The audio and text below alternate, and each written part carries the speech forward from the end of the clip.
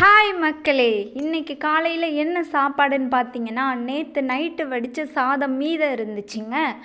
அதில் வடி தண்ணியை ஊற்றி வச்சு காலைல கஞ்சியாக சாப்பிட்டுக்கலாம் அப்படின்னு சொல்லிட்டு நைட்டே வடி தண்ணியை ஊற்றி வச்சாச்சுங்க. ஸோ காலைல கஞ்சி அண்டு நம்ம வீட்டு தோட்டத்தில் பறித்த அவரைக்காயும் அம்மா வீட்டில் காட்டில் பைத்தங்காய் போட்டிருந்தாங்க. அது கொஞ்சம் கொடுத்து விட்டுருந்தாங்க.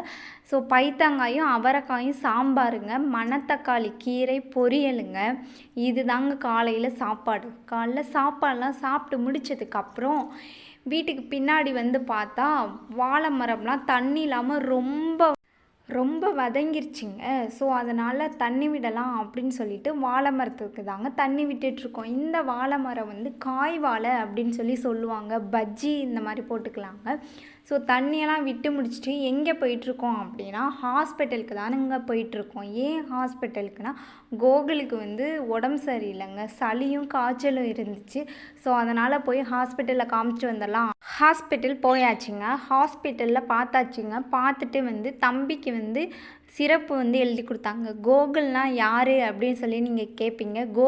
கோகுல் என்னோட பையன்தாங்க. ஸோ வர்ற வழியில் அப்படியே தக்காளியும் கருணக்கிழங்கும் வீட்டுக்கு வாங்கிட்டு வந்தாச்சுங்க சமைக்கிறதுக்கு.